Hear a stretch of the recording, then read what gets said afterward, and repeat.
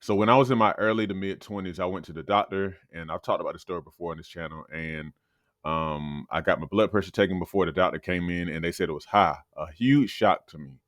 I didn't know why my blood pressure would be high ever, and needless to say, that kind of put me on a quest to understand, one, why blood pressure does go high, and then also um, what we can do naturally to make our blood pressure better, to improve our blood pressure.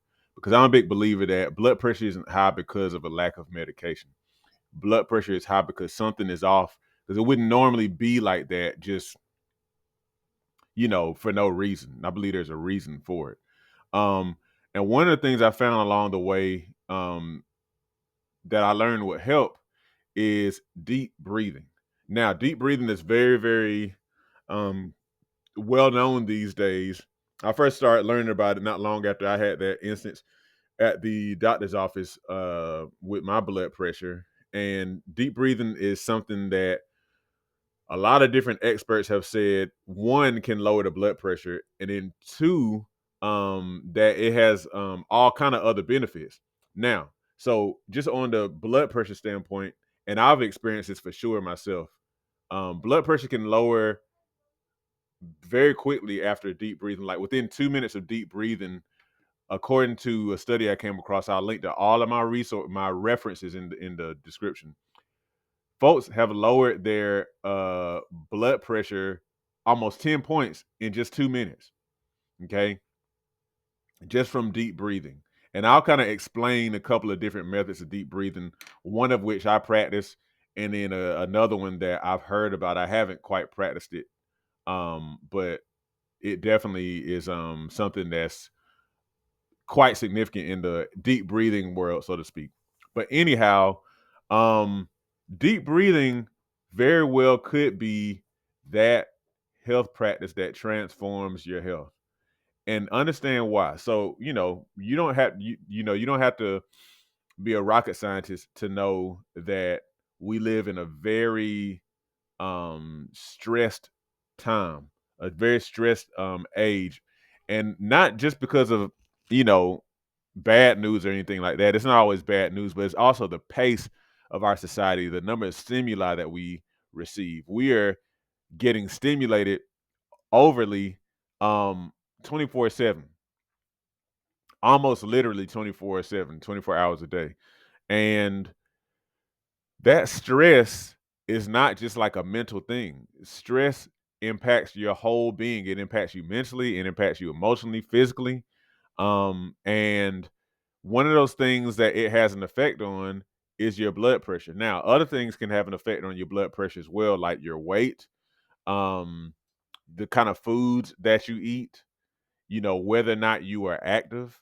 And there are various reasons for that. So like your blood pressure can increase because of weight, because you're putting a greater load on your body. Diet wise, your blood pressure can increase based on like salt and sugar intake. Everybody pretty much already knows the salt part. That's really just because your sodium and your potassium have to have a certain kind of balance in your body for your kidneys to kind of regulate your water levels in your body the right way. And so a lot of us tend to overconsume sodium and underconsume potassium being in vegetables and stuff like that. And so therefore that imbalance causes us to often have higher blood pressure. Um Another thing is a lack of sleep, because apparently when you go to sleep your blood pressure lowers a lot just by virtue of the different kind of modes that your body is in while you sleep. And so when you don't get a lot of sleep, you miss a lot of that kind of opportunity for your body to pull your blood pressure down. And that over time, from what I've learned, can raise your blood pressure. Stress can raise your blood pressure because, and this is crazy, this is something I learned some years ago. I wish I could remember where I heard this from. Um, Let me just kind of like have you do something. I want you, and you may not be able to do it right now because I'm already kind of like priming you to do it. But like I challenge you sometime in the middle of a day just to kind of stop and just consider, how you're breathing, especially like say for example if you're driving, or say for example you find yourself in a situation where you're like upset or something like that. Pay attention to your breathing. Notice your breathing, or even if it's not a situation like that, pay attention to how you're breathing. You may notice that you're holding your breath. And I remember I was first made aware of that, and I did notice indeed I was, and even now I had to slow down. I was holding my breath throughout the day, and you didn't even realize it. But like what happens is over time you get used to holding your breath or like not breathing shallow. Because when you're stressed out, you tend to not really breathe from your abdomen. You tend to chest breathe. You may have heard that before. And so what happens is whatever you do for a long period of time, your body kind of like accustoms to that. And so shallow breathing from like emotional state over time ends up becoming like a habit. Your body gets used to it. It's just like, if you play baseball and you learn how to swing a certain way consistently every time, or maybe Steph Curry with his 3-point shots, he can do them with his eyes closed because he's developed that memory of that same movement all the time. He's developed a memory of that movement, and so your body, being great at adapting the way it is, will adapt to shallow breathing. And what that does is breathing is very much associated with your blood pressure, very much associated, and your blood pressure and your heart function overall. And you might notice that if you even will hold your breath, um, and if you take your pulse while you hold your breath and then exhale, you'll notice in when you inhale, your heart speeds up a little bit. When you exhale, your heart slows down a little bit. So um so your blood pressure and your heart rate are very, very much linked to your breathing, very much so. So like your breathing, even though involuntary, it's voluntary and involuntary, your breathing kind of provides an avenue for you to influence your heart rate and your blood pressure. So listen to these benefits that I've learned about y'all, and hopefully you'll see, perhaps why you should be practicing this yourself. So deep breathing, like intentionally, can lower your blood pressure. I came across a study. You look at at the study yourself in my description. A study suggested it was like a group of people from ages 18 to 75. And they went through some period of time of deep breathing. And the study showed like a decrease in systolic, the top number, systolic blood pressure between 5 and 44 points. Now, going all the way to 44 points is quite huge. And then a 3 to 17 point decrease in diastolic blood pressure, diastolic being that bottom number. Um, that is very significant. Now, again, I don't know all the details of that study and how it was done and whatnot. So you look at it yourself and, pay attention to whatever relevant information in there. Breathing deeply can lower your it can reduce your stress and anxiety levels. Okay? So again, we live in such a stressed society, a society that kind of has us so stimulated, by all kind of things from the news, from social media, from like our job and responsibilities, that we kind of like are easily startled. What happens is you may have heard of this. You have two sides of your nervous system, your sympathetic and your parasympathetic nervous system. Your sympathetic nervous system being associated with like your fight or flight response. Like if you have to escape danger or do something really quickly, then that's the part of you that kind of helps you to kind of like run, fight, whatever. Then you have your parasympathetic, which is associated with calming, peace, digestion, and stuff like that. And so, like literally, when you inhale, that stimulates your sympathetic nervous system. When you exhale, that stimulates your parasympathetic nervous system. And so, you figure deep breathing a lot of times emphasizes the exhale, and it also tends to reduce the number of breaths per minute. And so, both of those tend to tone your parasympathetic nervous system, tone your vagus nerve, And over time, when you keep on doing that, your body will get used to that. And so then you'll see you apparently, stress and anxiety levels can drop. You've probably taken deep breaths before, um, and just kind of notice even in a very quick sense how you start to feel a little better. And so over time, you can actually train your nervous system to respond like that. Um, Deep breathing can help you just generally think more clearly, which makes sense with what we just talked about stress and anxiety. um it gets more oxygen into your blood. So you figure most of the time, because we are habituated to chest breathing, we're not using the full capacity of our lungs, and therefore, we're not taking as deep breaths. That means we're not getting as much oxygen in as we could. So you may be surviving, but like you're not getting the full amount of oxygen in your body. And oxygen is like one of the most important things that your body needs to complete its various processes, to push out carbon dioxide, to, for cellular metabolism, all this kind of stuff. And so getting more oxygen by breathing more fully can only help you to function better. Deep breathing, what I've learned also, and this is very important if you're somebody who deals with like autoimmunity, or like skin issues that are like, high inflammation and various other issues related to inflammation. Apparently deep breathing can help to reduce inflammation. Okay, now inflammation is not necessarily a bad thing. It's a natural thing that's meant to help you to fight pathogens in your body and stuff like that. However, there is a such thing as excess inflammation, and a lot of it is caused by high stress, a very unhealthy diet full of sugar and processed stuff. And like what happens is you can have an exaggerated inflammatory response.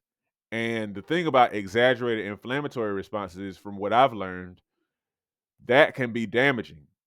You have these things in your body called cytokines that go to a place of inflammation and say, okay, immune system, you need to go and focus here. But what happens is, because in the immune system and the nervous system apparently very much linked too.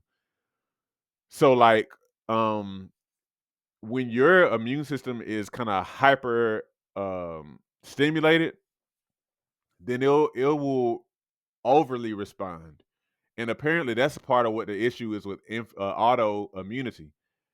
Our bodies are responding too much to um like pathogens or anything, and so they kind of start to inflammation is anything that like inflammation short term is fine.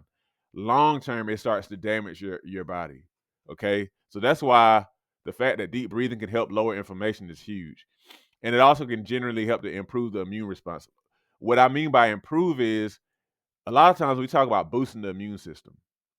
Um but really what we want, what I've learned, is a modulation of our immune system. In other words, kind of like a balanced response. You want your immune system to respond appropriately. You don't necessarily want it to. It's not always a boost that you want per se. Sometimes that's what you need, but it's not always a boost that you need. A lot of times you just need like a balanced response. So your body does what it needs to do. It responds how what it needs to, and then when it doesn't need to respond, it doesn't, or it doesn't, it doesn't go overkill. In other words, now let me tell you about the deep breathing that I do. So first of all, I actually have a video that I recorded some years ago that I kind of put some little chimes to help you to know when to inhale and when to exhale with an extended exhale. And I link to that in the comments. I mean, not in the comments, but in the description, so that if you, it's a 5-minute exercise, so it can be like your introduction to deep breathing. So check that out when you can. Now, the way that I do is typically the way that I record it in my deep breathing video. I'll inhale for about 3 to 4 seconds,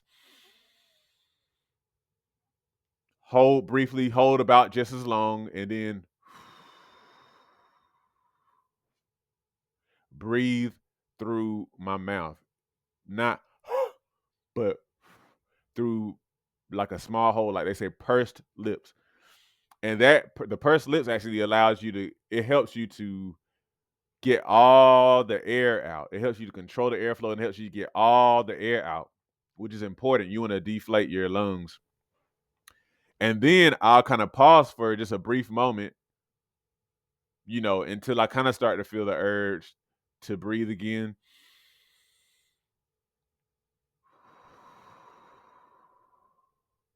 And the whole time I remain calm. I remain very calm. And typically I do this most mornings for 5 minutes. Now, my goal is to do this for 5 minutes multiple times a day. And that's really apparently the key to actually getting some level of benefit. Um, not just getting benefit, but getting consistent, prolonged benefit. Because just doing deep breathing every now and then, it may help you in the short term, but it's not going to necessarily do anything long term. However, if you do it long term, you retrain your body how to breathe, it's going to become a long term benefit. This is so powerful to me because it's something that a lot of people in times past kind of knew about, and people even know about now. A lot of times in other cultures, but we're oblivious to it, and we're looking for pills. But you can look into sources that I put in the description. Apparently, deep breathing has comparable um it has comparable like results, comparable to like medications. So like, why shouldn't we be doing that? Plus, in my opinion, it's correcting something that needs to be corrected anyway. It's retraining you how to breathe. Now, Wim Hof is this dude who, you look him up. He's very much known for like doing these extreme cold plunges and stuff, like going in like Arctic waters and or like very, very cold waters and doing cold plunges and all of these different kind of things. He's also known a lot for deep breathing. He has a deep breathing method where you do the following. You take 30 deep breaths where you don't do it for any particular amount of time. You do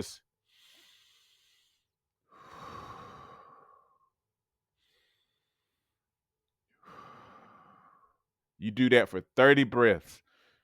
And then after that last exhale, you hold it for a while until you feel like you have to breathe again. And then when you do that inhale, you hold that for 15 seconds before releasing. And that is one whole cycle. And you may do that cycle over and over again. I put a link to Wim Hof's um, website in my description. But the reason why I mentioned him is because he actually has seen some very, very significant health benefit from his practice of deep breathing. And apparently there was some sort of experiment where he was a part of a study where they injected I think him and others with some sort of pathogen, a virus or something like that, that normally would bring, I think, flu-like symptoms. And they did the deep breathing. Like I said, it helps you to modulate your immune response and all this kind of stuff. And I think the most that he got was like a headache. He didn't develop any sort of stuff. So deep breathing might even be a good idea to help you in this season where it's cold and whatnot. Now, again, what you need to do is you need to check and look, do your research, but then also just understand that anything that you're doing to improve your health, you got to be consistent. So get started and then plan on that being a part of your life. That's how you get results from stuff like deep breathing or exercise or eating right or any of the other health practices for that matter. Now, the whole reason I even mention this, one is because I do it myself, but then two, because I am a very big believer in us understanding the things that we've always had at our disposal to do on our own to improve our health. Okay. So that's what this is all about. You using the tools that you've always had to improve your own health. So please do your research, implement healthy practices like deep breathing into your life. Of course, check with a physician and whatnot. Implement healthy practices that you've always had at your disposal and be consistent. Okay. Please be consistent. That's how you get results for anything. As we get older, it becomes increasingly important to maintain and build muscle. Muscle helps you burn fat, stay mobile, and can contribute to longevity. However, many people have no idea how to work out to build muscle. My mini workout series on Patreon provides you with my body weight mini workout video library. These workouts use little to no equipment, which means that you can do them in the privacy of your own home. They start at beginner level and progress from there to ensure you continue to see results. Every workout is a full body workout, hitting chest, back, legs, and glutes, as well as other muscles in between. Become a patron today and receive access to my series of mini workouts, plus access to a digital copy of my book, 8 Weeks to Transform Your Diet and Your Health. By combining the workouts with healthy diet changes, as outlined in my book, you'll definitely be on your way to weight loss, improved health, and visible results. Join me at patreon.com/Sean B2B Fitness today. Check it out. Does this describe you? You're a person who already exercises, or you have significant experience with exercising in the past. You're self motivated. In other words, you don't mind pushing yourself. You'll go out there to the gym or to wherever you work out and you'll push yourself. You're not getting the results that you want with your current routine, your lifestyle routine, your workout routine, and you need an expert to help you to pinpoint the areas that you need to tweak so that you can finally get the results that you want. If this describes you, my customized workout and wellness program is probably just a thing for you. So it includes the following. It includes an initial virtual fitness consultation so we can see exactly where you are. It includes 4 weeks worth of workout routines that are customized based on your goals. It also includes specific diet recommendations, also customized based on food journaling that you provide to me, and I give you feedback and tips to change your diet to a healthier one that supports your goals. And then finally, it includes exercise tutorials that I've created myself to guide you through some of the moves. If you're interested in one of my customized workout and wellness programs just for you, make sure you click below, click the link, and go ahead and fill out that questionnaire, and we'll go ahead and get the process started. I look forward to helping you.